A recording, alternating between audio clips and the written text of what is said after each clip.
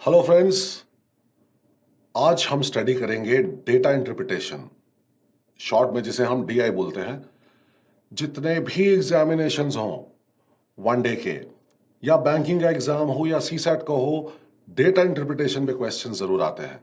तो इसमें दो वर्ड्स हैं, एक है डेटा और दूसरा है इंटरप्रिटेशन। सो डेटा या डाटा बेसिकली क्या होती है?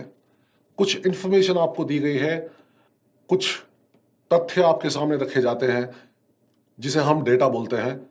इंटरप्रिटेशन, उसे हम कैसे इंटरप्रेट करते हैं, कैसे समझते हैं, और समझने के बाद में उस पर आधारित जो क्वेश्चंस होते हैं उन्हें हमें सॉल्व करना होता है। तो चलिए देखते हैं कि डेटा इंटरप्रिटेशन में जो क्वेश्चंस आते हैं उनकी टाइप्स क्या है। सबसे पहली टाइप है टेबल्स।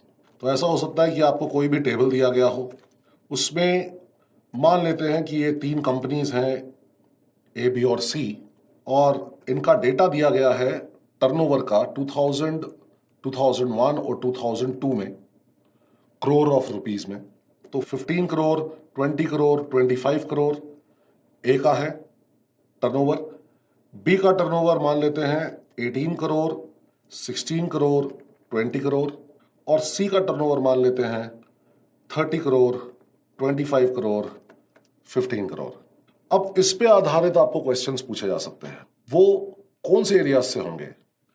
पहली बात, एवरेजेस चैप्टर की अच्छी जानकारी रखें, औसत की। दूसरा, रेशियोज, अनुपात। तीसरा, कैलकुलेशन स्पीड आपकी अच्छी होनी चाहिए, specially percentage to fraction and fraction to percentage, ये कन्वर्जन्स होनी चाहिए। तो इसका मतलब परसेंटेजेस पे भी आपकी पकड़ अच्छी होनी चाहिए। कभी कभार क्वेश्चंस टाइम एंड डिस्टेंस पे भी आधारित होते हैं, इस पे भी बेस्ड हो जाते हैं। कभी कभी टाइम एंड वर्क पे भी बेस्ड होते हैं। बहुत कम क्वेश्चंस इसमें आते हैं। मेजरली क्वेश्चंस इन टाइप्स के होते हैं। अब जैसे मैं यहां पर आपसे पूछ लूं कि for the given 3 years what was the average turnover of company A. तो एवरेज क्या होती है? Sum of quantities divided by number of quantities. तो तीनों को ऐड करें और 3 से डिवाइड करें, एवरेज निकल आई। ऐसा ही बी या सी के लिए पूछा जा सकता है। Ratios, what is the ratio of turnover of company A in the year 2000 to the turnover of company C in the year 2002, 15:15, जो कि बना 1:1। इसके अलावा percentages, from the year 2000 to 2001, by what percent did the turnover of company A increase over the previous year? So 15 से 20, 15 to 20 increases 5 over previous year। तो पिछले साल में 15 था, into 100, one third of 100 we know is 33, 1/3%। तो इस तरह के क्वेश्चंस हैं ज्यादातर जो आप देखेंगे, आप पाएंगे, जो कि टेबल्स पे या फिर बार ग्राफ या फिर लाइन पाई चार्ट्स और लाइन ग्राफ्स पे आधारित होंगे। बाय द वे, ये बार ग्राफ होता क्या है? बाय द वे, अगर कोई भी एक्स और वाई एक्सिस पे बने हुए हिस्टोग्राम्स आपको दिख जाएं, देखिए क्रिकेट मैचेस में पहले 5 ओवर में जितने भी रन बने हैं उन्हें ऐसे बार ग्राफ्स के द्वारा दिखाया जाता है। मल्टीपल भी हो सकते हैं, यानी एक से ज्यादा बार्स हो सकते हैं या हिस्टोग्राम्स हो सकते हैं। तो वैल्यूज को, डेटा को रिप्रेजेंट करने के ये तरीके हैं।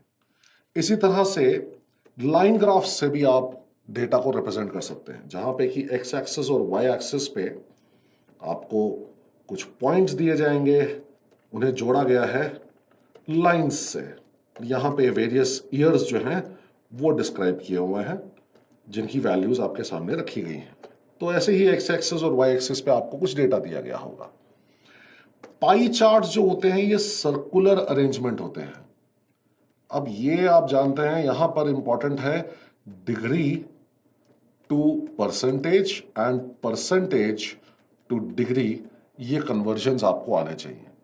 जैसे कि अगर हम बात करें 90 डिग्रीज की, तो total angle at the center of a circle we know is 360 degrees and 90 degrees is 1/4 of that.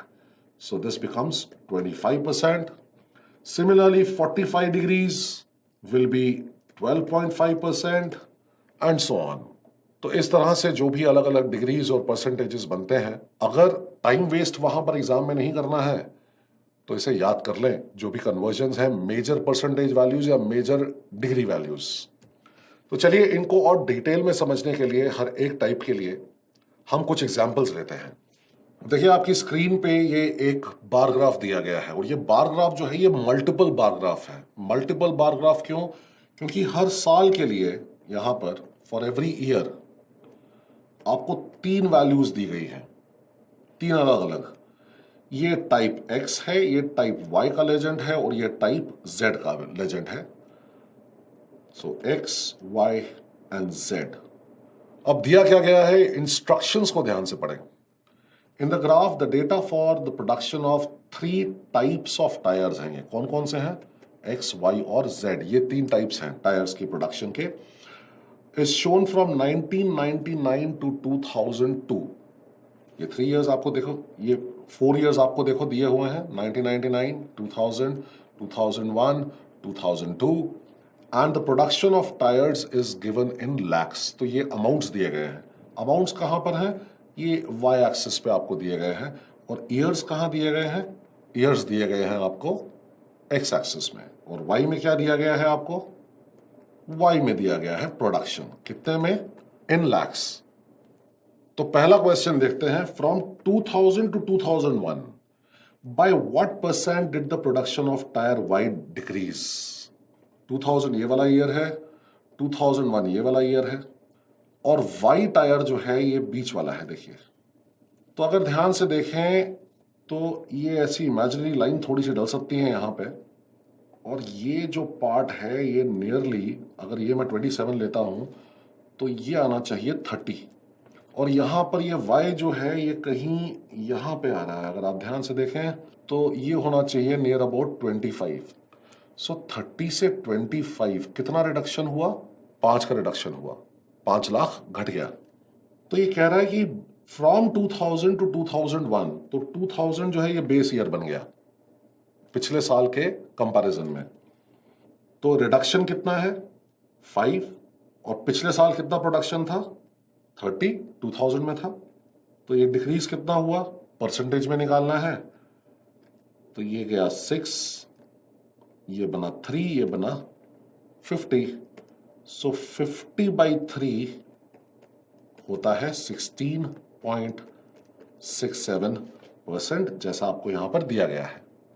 आगे देखें और किस तरह का क्वेश्चन इस पे पूछा जा सकता है। इन द ईयर्स 2001 एंड 2002, अब बात हो रही है 2001 एंड 2002 की। What was the difference in the production of tyre Z? सिर्फ डिफरेंस पूछ रहा है, परसेंटेज में नहीं पूछ रहा है।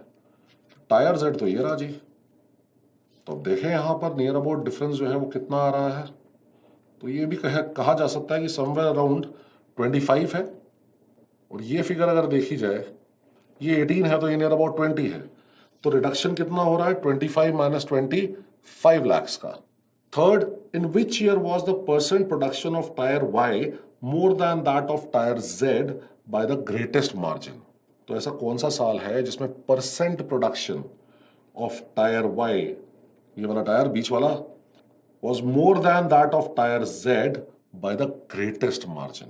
तो इसका मतलब ये हुआ कि Y Z से पहली बात ग्रेटर कहां कहां आ रहा है भाई? 1999 में तो Y जो है वो Z से कम है, सो कैंसिल हो गया। 2000 में Y is more than Z। 2001 में Y and Z are equal, तो इसको हटा दीजिए। 2002 में Y is more than Z। अब कंपेयर कीजिए कि डिफरेंस ज्यादा कहां पर है Y और Z में, 2000 में या 2002 में? It is in the year 2002। तो ये ऑब्जर्वेशन बेस्ड क्वेश्चन हुआ। तो याद रखें DI के अंदर आपको 2 तरह के क्वेश्चंस पूछे जा सकते हैं या पूछे जाते हैं। एक ऑब्जर्वेशन बेस्ड क्वेश्चंस और दूसरा कैलकुलेशन बेस्ड क्वेश्चंस। तो इन पे आधारित आपको क्वेश्चंस पूछे जाते हैं। ऑब्जर्वेशन बेस्ड में आप देखकर ही काम चला लेते हैं और आप आंसर निकाल सकते हैं, जबकि कैलकुलेशन बेस्ड, जैसा कि नाम सजेस्ट करता है, इसमें कैलकुलेशंस इन्वॉल्व होती हैं और इसमें सबसे इंपॉर्टेंट चीज होती है अप्रोक्सीमेशन। और एक और चीज जिस पे ध्यान दें, यूजिंग द चॉइसेस। जब कभी आपको किसी प्रश्न के लिए चॉइसेस दी गई हो तो हो सकता है कि उसमें से 2 चॉइस आप एलिमिनेट कर पाएं और बाकी 2 चॉइसेस में से एक को उत्तर बनाने में आपको सुविधा रहेगी, ज्यादा प्रॉब्लम नहीं आएगी, जल्दी काम खत्म हो जाएगा। चलिए नेक्स्ट टाइप देखते हैं। ये आपके सामने एक पाई चार्ट दे रखा है। पाई चार्ट क्या होता है? Circular representation of data. अब ये पाई, इसे पाई कह दीजिए, या देखिए ये पिज्जा जैसी शक्ल का है, और जैसे पिज्जा होते हैं उसके अलग अलग सेक्टर्स होते हैं, जैसे हम कहते हैं पीसेस होते हैं, जो वैसे ही ठीक दिखाई पड़ रहा है आपके सामने। तो यहां पर आप देखें तो ये डिग्रीज के अंदर रिप्रेजेंटेशंस दे रखी है। देखिए 90, ये 45 प्लस 75 होता है 120 प्लस 90 कितना हुआ 210 प्लस 80 290 प्लस 70 360 डिग्रीज। तो यहां पर ये कह रहा है the given pie chart shows the distribution of marks secured by a student in exams conducted for various subjects. If the total marks of all the subjects together is 600, then answer the following questions. देखिए total marks आपको यहां बता दिए गए हैं कि 600 है। तो सब्जेक्ट्स जो आपको दिए गए हैं maths, English, Hindi, science, social science. तो इसी तरह से 4th क्वेश्चन में देखते हैं कि हमें क्या करना चाहिए अगर आंसर निकालना है। In which subject did the student score 125 marks? कौन से सब्जेक्ट में स्टूडेंट ने 125 मार्क्स लिए हैं? तो पहले तो ये देखें कि ये जो 90 डिग्रीज है ये होता है 25%, या फिर कह सकते हैं 1/4, 1/4 हिस्सा। और 600 का 1/4 अगर हम लेंगे तो वो होता है 150। तो मतलब 90 डिग्री से थोड़ा कम। तो जरा 75 को टेस्ट करके देखते हैं।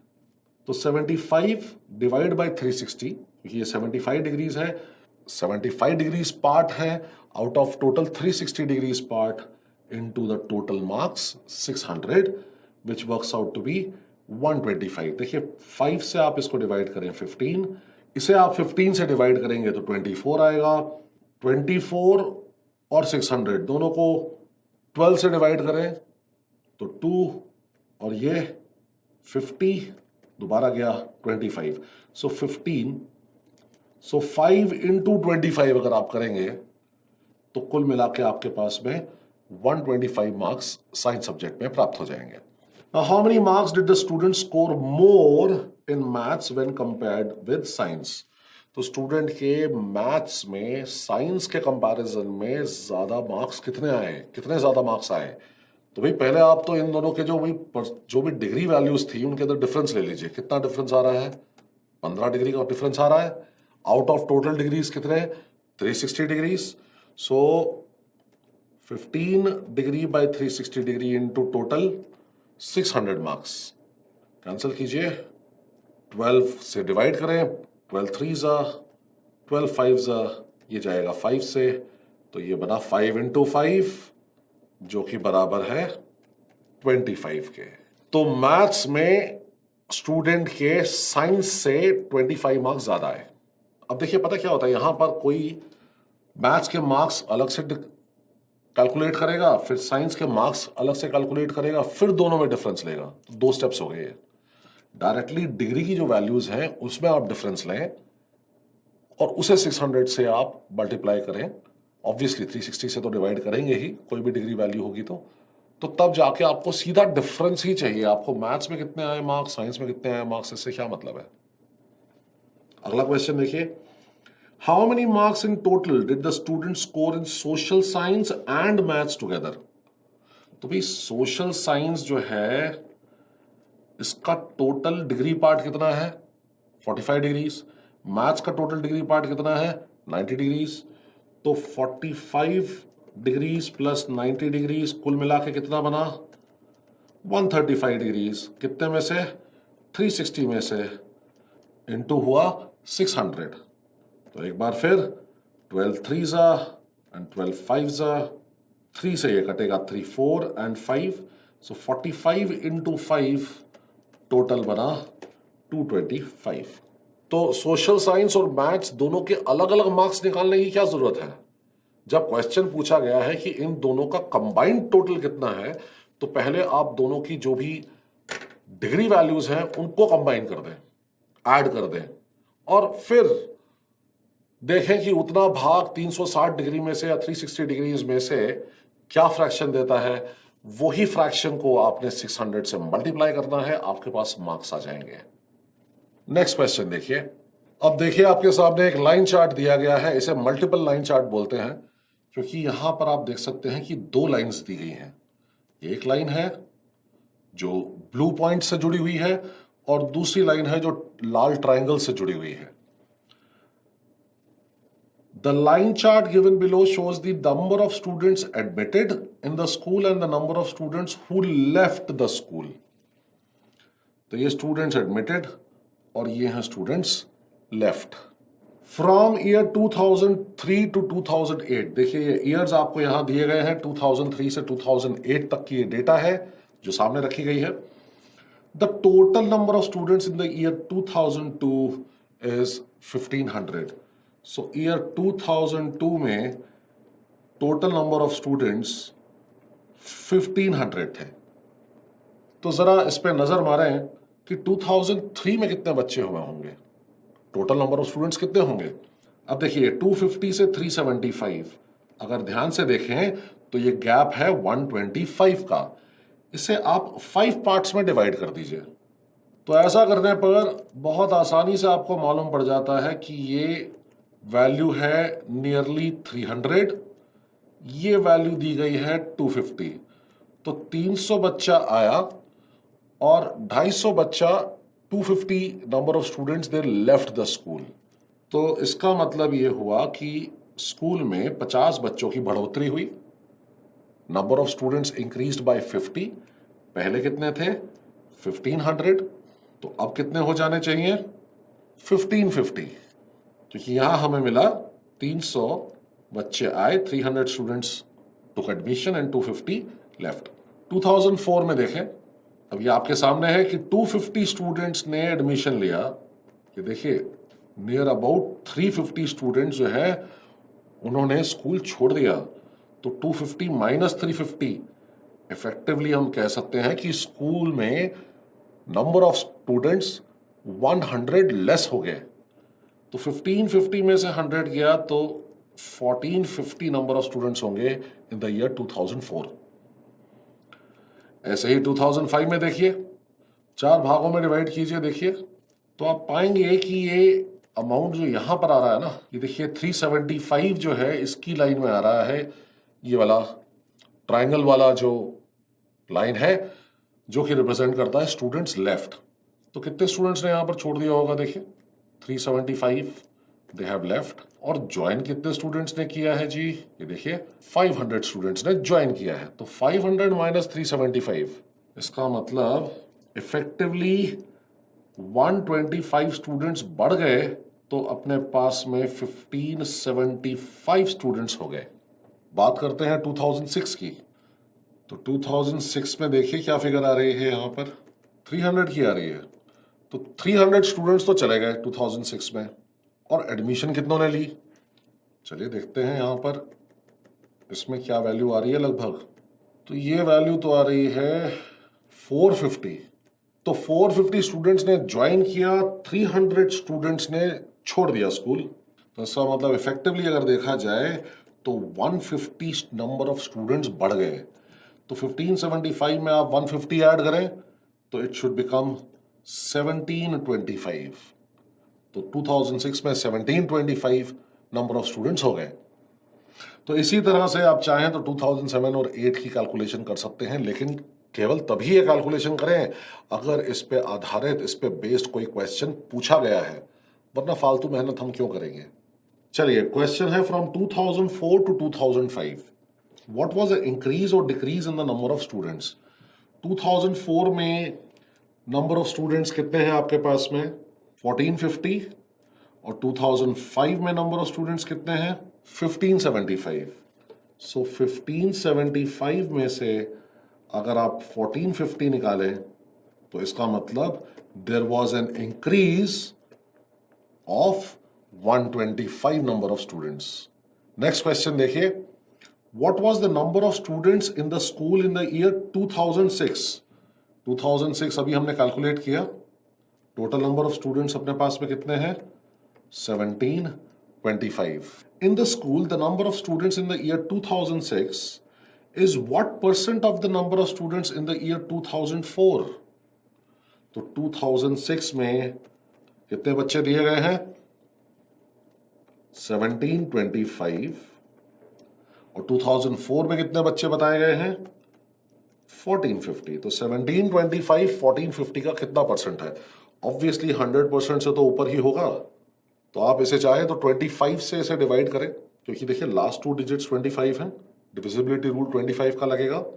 तो यहां 25 6 जा 150, 225 तो 25 9 जा 69, 1450 25 5 जा 125, बाकी बचा 200, 25 8 जा।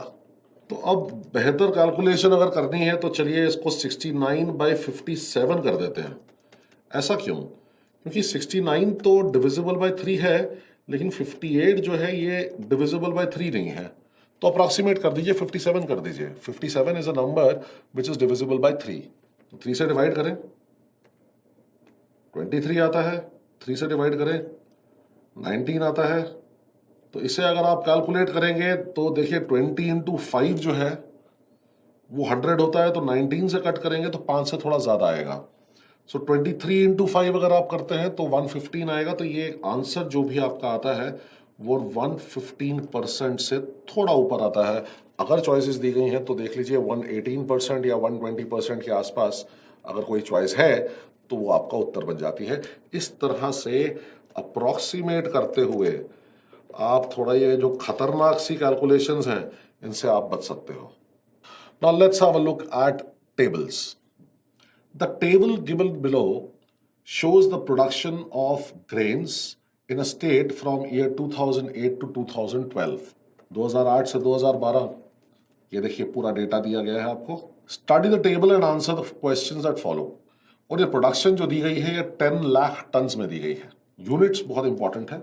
इन द ईयर 2011, चलिए सबसे पहले 2011 ईयर की तरफ चलते हैं। The production of which grain was the most as compared to the last year? Last year से अगर कंपेयर करें पिछले साल से, किसका कौन से ग्रेन का प्रोडक्शन ज्यादा था। परसेंटेज नहीं पूछ रहा है, वो नंबर पूछ रहा है। तो यहां पे देखें जरा कितना डिफरेंस आ रहा है, 120। यहां देखें कितना डिफरेंस आ रहा है, 60 राइस के लिए। तो राइस तो आउट हो गया। मेज देखें कितना डिफरेंस आ रहा है, 228 से 380, 152। तो अब वीट कट गया क्योंकि 152 हाईएस्ट है अभी तक। 420 से 460, 40 अदर्स तो गया। तो इसका मतलब मेज है जिसमें कि पिछले साल के कंपैरिजन में प्रोडक्शन जो है उसका अमाउंट सबसे ज्यादा था। अमाउंट, परसेंटेज नहीं। नेक्स्ट क्वेश्चन देखिए, in which year was the production of grains improved the least, सबसे कम improvement as compare to the previous year. भैया अब यहां पर आप फिर डिफरेंस ले लें, 1250 और 1454 में कितना डिफरेंस हुआ, 204 का। 2008 से 2009, 2009 से 2010 कितना हुआ डिफरेंस, भाई यहां पे तो नेगेटिव आ रहा है 6। बाकी सब जगह पे पॉजिटिव है, ये भी पॉजिटिव है, सिर्फ यहां पे नेगेटिव आ रहा है। कहां से कहां तक, 2009 से 2010 में। तो 2010 में compare to previous year 2009 the production improved the least. In fact improve तो हुई नहीं, कम हो गई। या फिर अगर नेगेटिव में कहें तो improvement was -6 lakh tons per year. 2010 is the correct answer. In the year 2012 by what percent, देखिए 2012 की तरफ चलते हैं। बाय व्हाट परसेंट, इस बार परसेंटेज निकालनी है, did the production of wheat increase over the last year. ये रहा व्हीट, तो डिफरेंस कितना आया, 800 माइनस 680। प्रीवियस ईयर पिछले साल में कितना था, 680। परसेंटेज निकालनी है, इंटू 100 कर दीजिए। So this becomes 120 by 680 into 100. Cancel कीजिए 0. 4 से जाएगा 4 3s and 4 1 and 7. So this will become 300 by 17. चाहें तो कैलकुलेट कर लें. देखिए 17 का स्क्वायर ही होता है 289. तो बाकी 11 बचा तो उसमें एक 0 जोड़ दें. 17 5s 85. उसमें 17 जोड़ेंगे तो 102 आएगा. तो 17.6% के आसपास की फिगर आएगी, जो कि आपका आंसर हो गया. एक और टेबल पे आधारित क्वेश्चन देखें. The table given below gives the details of production of cars by company x in the first half of the year 2012. First half कहां से कहां तक होता है? जनवरी से जून तक. फर्स्ट मंथ से 6 मंथ तक. Study the table and answer the questions that follow. In which month of the year, इससे पहले जरा एक बार थोड़ा सा नजर डाल दें. जरा टेबल पे देखिए, ये मंथ्स दिए हुए हैं आपको कॉलम्स में और ये टाइप्स दी गई हैं. In which month of the year was the total combined production of all the cars the least, सबसे कम. तो ये तो देखते ही मालूम पड़ रहा है आपको कि सबसे कम प्रोडक्शन जो थी वो कब थी? 90 जून में. सबसे कम फिगर जो है वो यहां दिखाई पड़ रही है. तो साफ सुथरा सा जून आंसर बन गया हमारा. In which month was the number of cars for each type produced by the company the same?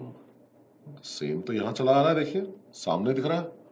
X Y Z और टी चारों टाइप्स का सेम प्रोडक्शन 25 25 25 25. बाकी सब में 25 27 27 26. देखिए अलग अलग हो गया. बाकी जगहों पर भी अलग अलग है, लेकिन सिर्फ जनवरी के महीने में ऐसा होता है, जो कि हमारा उत्तर बन गया. In the first half of the year 2012 what was the total number of cars produced by the company? Total number of cars produced, आप इन सबको ऐड कर दें जरा. 100 प्लस 105 कितना बना? 205. प्लस 108 कितना बना? 313. प्लस 110 423. प्लस 110 523. प्लस 90 613. तो यहां तक ले लेना 423 तक, 423 तक. प्लस 110 533. प्लस 90 623. तो 623 was the total number of cars which were produced in the first half of 2012. In which 2 months was the total number of cars produced the same? कौन से ऐसे 2 महीने थे जिसमें total number of cars produced same थे? भाई ये तो सामने दिख रहा है, ये देखिए 110 110. अप्रैल एंड मई, ये थे वो 2 महीने. 2 months when the total production of the cars was the same. तो जितने भी वन डे एग्जाम्स हैं उसके लिए कुछ बेसिक्स थे, जो कि डेटा इंटरप्रिटेशन की 4 मेजर टाइप्स जो है उनको कैसे हैंडल करना है, उसमें आए क्वेश्चंस को कैसे सॉल्व करना है. इसके अलावा डेटा इंटरप्रिटेशन की और भी एक्सरसाइजेस होंगी. This is sufficient for one day exams like SSC CGL और सीएचएसएल और रेलवेज, या फिर कोई भी UP police, Delhi police. CSAT में भी लेवल काफी हद तक सेम आता है, लेकिन अगर आप बैंकिंग एग्जाम्स के लिए प्रिपरेशन कर रहे हैं तो इस हर टाइप पे बनाए गए अलग अलग वीडियोस को जरूर देखें. डीआई में टेबल्स के ऊपर प्रॉब्लम्स, बार ग्राफ्स पे प्रॉब्लम्स, लाइन ग्राफ्स पे और पाई चार्ट पे, तो वो वीडियोस भी आप जरूर स्टडी करें, इन डेप्थ एनालिसिस लें, समझें और इसी तरह से आप क्वेश्चंस का रिवीजन करने के बाद में एक्सरसाइजेस सॉल्व करें. तो नेक्स्ट क्लास में फिर मुलाकात होगी. तब तक के लिए मुझे इजाजत दीजिए. Study regularly, revise and practice. Thank you so much.